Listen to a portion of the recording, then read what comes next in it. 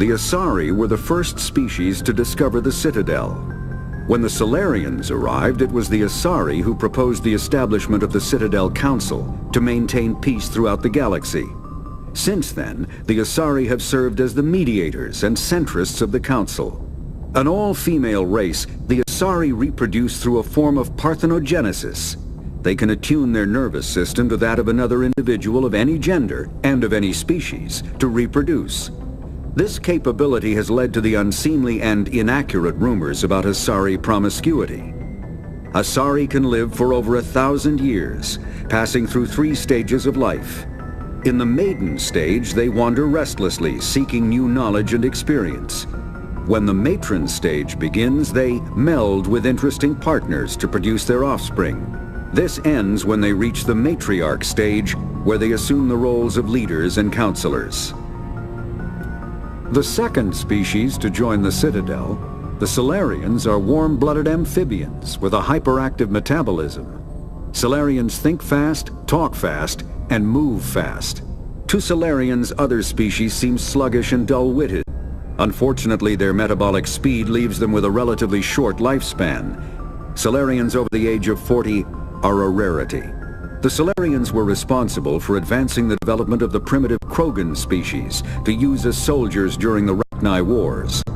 They were also behind the creation of the genophage bioweapon the Turians used to quell the Krogan rebellions several centuries later. Salarians are known for their observational capability and non-linear thinking. This manifests as an aptitude for research and espionage. They are constantly experimenting and inventing, and it is generally accepted that they always know more than they are letting on.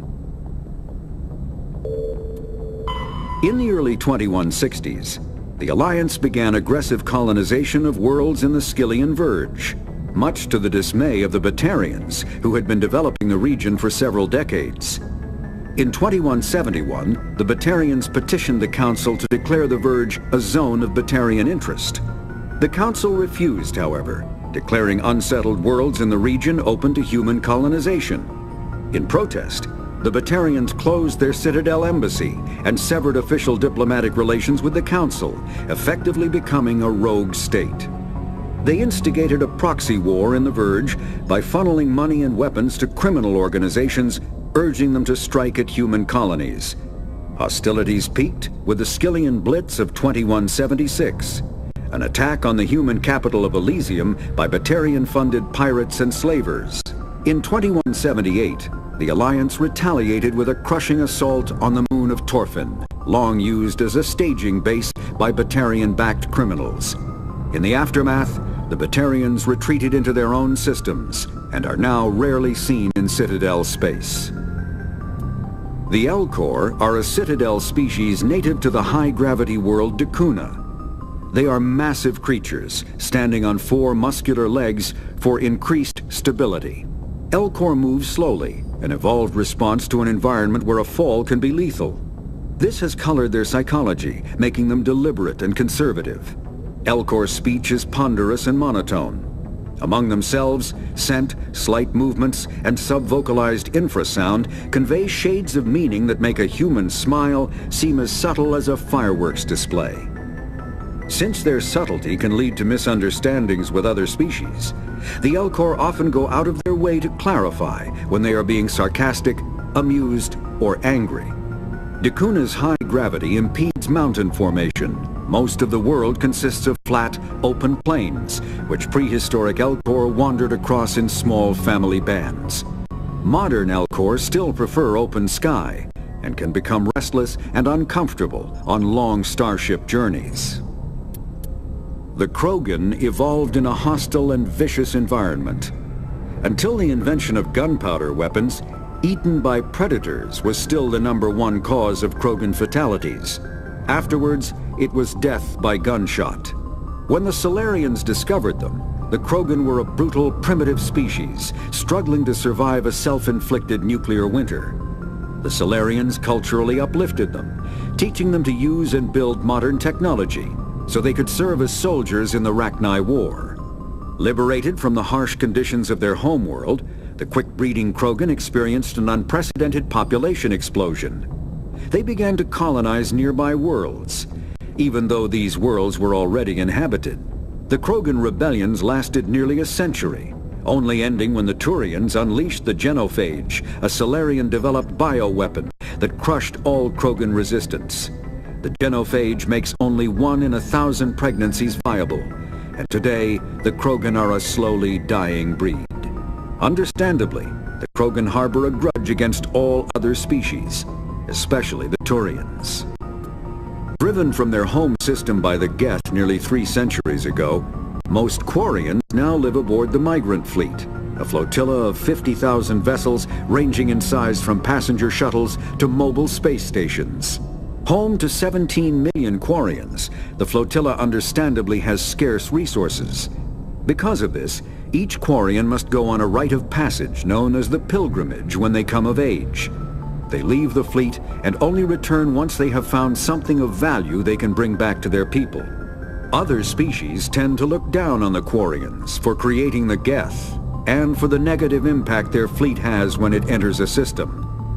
This has led to many myths and rumors about the Quarians, including the belief that underneath their clothes and breathing masks, they are actually cybernetic creatures, a combination of organic and synthetic parts.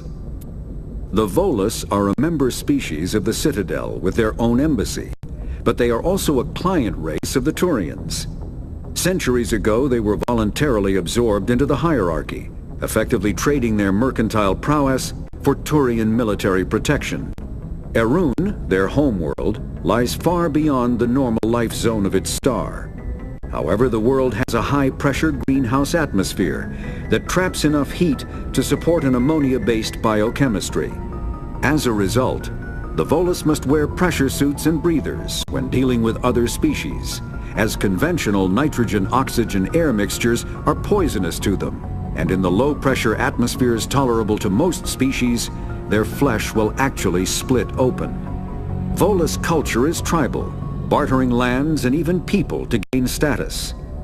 This culture of exchange inclines them to economic pursuits. It was the Volus who authored the Unified Banking Act, and they continue to monitor and balance the Citadel economy.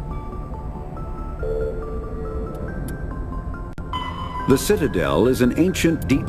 The Council is an executive committee composed of representatives from the Asari Republics, the Turian hierarchy, and the Salarian Union. Though they have no official power over the independent governments of other species, the Council's decisions carry great weight throughout the galaxy. No single Council race is strong enough to defy the other two, and all have a vested interest in compromise and cooperation. Each of the Council species has general characteristics associated with the various aspects of governing the galaxy. The Asari are typically seen as diplomats and mediators. The Salarians gather intelligence and information. The Turians provide the bulk of the military and peacekeeping forces. Any species granted an embassy on the Citadel is considered an associate member, bound by the accords of the Citadel Conventions. Associate members may bring issues to the attention of the Council, though they have no input on the decision. The Human Systems Alliance became an associate member of the Citadel in 2165. Feros is a habitable world in the Attican Beta Cluster.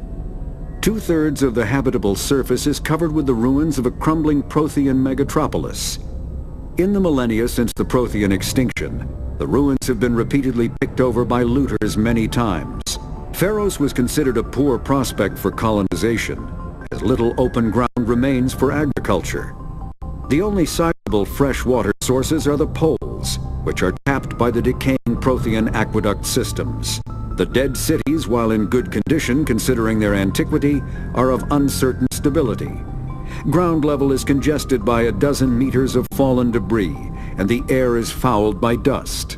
In 2178, the Human Exogeny Corporation announced its intention to place a permanent colony on Feros to thoroughly explore the ruins. The pioneer settlement was placed on the upper levels of several intact skyscrapers, using the surviving Prothean aqueducts and rooftop hydroponic gardens to support the population. Noveria is a cool, rocky world with most of its hydrosphere locked up in massive glaciers. A privately chartered colony world, the planet is owned by the Noveria Development Corporation Holding Company. The NDC is funded by investment capital from 24 high-technology development firms and administrated by an executive board representing their interests. The investors built remote hot labs in isolated locations across Noveria's surface. These facilities are used for research too dangerous or controversial to be performed elsewhere, as Noveria is technically not part of Citadel space and therefore exempt from Council law. By special arrangement, Citadel's special tactics and reconnaissance agents have been granted extraterritorial privileges, but it remains to be seen how committed the executive board is to that principle. Given its unique situation, it is understandable that Noveria is often implicated in all manner of wild conspiracy theories. There are between 2 and 400 billion stars in the galaxy, and less than 1% of them have ever been visited or had their systems properly surveyed. Humanity's early expansion into the Attican Traverse was haphazard, a desperate race to claim habitable planets where populations can be economically settled. Ignored in the wake of this land grab were thousands of less hospitable worlds, each potentially rich with industrial resources. The wealth of entire solar systems lies untapped, waiting for corporate survey teams or independent pioneers to discover and exploit them. However, this is not an easy task. In addition to the environmental hazards, the fact that uncharted worlds are largely ignored makes them popular bases for criminals, revolutionaries, cults, and others who wish to remain unnoticed by galactic society. The Mako infantry fighting vehicle was designed for the System Alliance's frigates.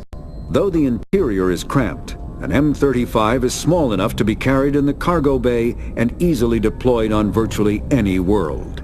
With its turreted 155mm mass accelerator and coaxially mounted machine gun, the Mako can provide a fire team with weapon support as well as mobility.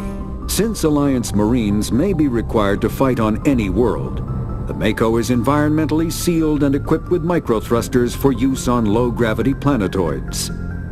The Mako is powered by a sealed hydrogen-oxygen fuel cell and includes a small Element Zero core. While not large enough to nullify the vehicle's mass, the core can reduce it enough to be safely airdropped. When used in conjunction with thrusters, it also allows the Mako to extricate itself from difficult terrain. Biotics is the ability of rare individuals to manipulate dark energy and create mass effect fields through the use of electrical impulses from the brain. Intense training and surgically implanted amplifiers are necessary for a biotic to produce mass effect fields powerful enough for practical use. The relative strength of biotic abilities varies greatly among species and with each individual. There are 3 branches of biotics. Telekinesis uses mass-lowering fields to levitate or impel objects. Mass-raising kinetic fields are used to block or pin objects. Spatial distortion uses rapidly shifting mass fields to shred objects. Most organic species are capable of developing biotic abilities, though there are risks involved. Biotics are the result of an in utero exposure to Element Zero. This usually causes fatal cancers in the victim, but in rare cases, it coalesces into nodules within the fetus's developing nervous system. A virtual intelligence is an advanced form of user interface software. VIs use a variety of methods to simulate natural conversation, including an audio interface and an avatar personality to interact with. Although a VI can provide a convincing emulation of sentience, they are not self-aware, nor can they learn or take independent action. VIs are used as operating systems on commercial and home computers. Minimal VI agents are also available. Agents are compact and specialized. Some serve as personal secretaries, filtering calls and scheduling meetings based on user-defined priorities. Others are advanced search engines, propagating themselves across the extranet to collate user-requested data. Commercial VIs in a variety of stock personalities are available at any software retailer. Boutique firms and hobbyists also build unique VIs to personal specification. Although software emulation of living personalities is illegal, reconstructions of famous historical figures are common. Element zero can increase or decrease the mass of a volume of space-time when subjected to an electrical current. With a positive current, mass is increased. With a negative current, mass is decreased. The stronger the current, the greater the magnitude of the dark energy mass effect. In space, low-mass fields allow FTL travel and inexpensive surface-to-orbit transit.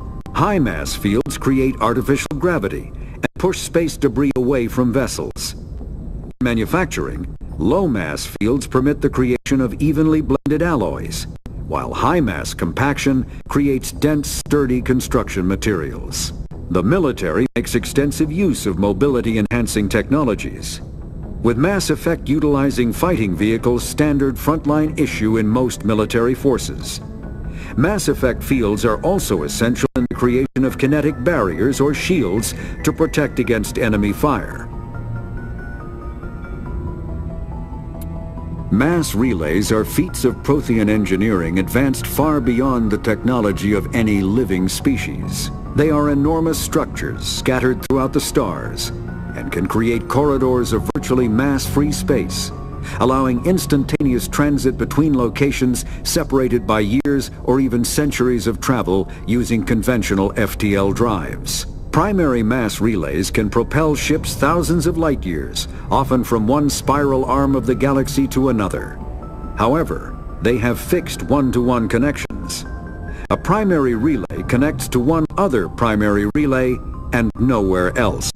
Secondary relays can only propel ships across a few hundred light years. However, they are omnidirectional. A secondary relay can send a ship to any other relay within its limited range. There are many dormant primary relays whose corresponding twins have not yet been located. These are left inactive until their partner is charted, as established civilizations are unwilling to blindly open a passage that might connect them to a hostile species. Omni-tools are handheld devices that combine a computer microframe, sensor analysis pack, and manufacturing fabricator. Versatile and reliable, an Omni-tool can be used to analyze and adjust the functionality of most standard equipment, including weapons and armor, from a distance. The fabrication module can rapidly assemble small three-dimensional objects from common reusable industrial plastics, ceramics, and light alloys. This allows for field repairs and modifications to most standard items, as well as the reuse of salvaged equipment. Omni-tools are standard issue for soldiers and first-in colonists. Combat hard suit, kinetic barrier. Medigel is a common medicinal salve used by paramedics, EMTs, and military personnel. It combines several useful applications: a local anesthetic, disinfectant, and clotting agent all in one. Once applied, the gel is designed to grip tight to flesh until subjected to a frequency of ultrasound. It is sealable against liquids, most notably blood, as well as contaminants and gases. The gel is a genetically engineered bioplasm created by the CERTA Foundation, a medical technology megacorp based on Earth. Technically, Medigel violates Council laws against genetic engineering, but to date, it has proved far too useful to ban.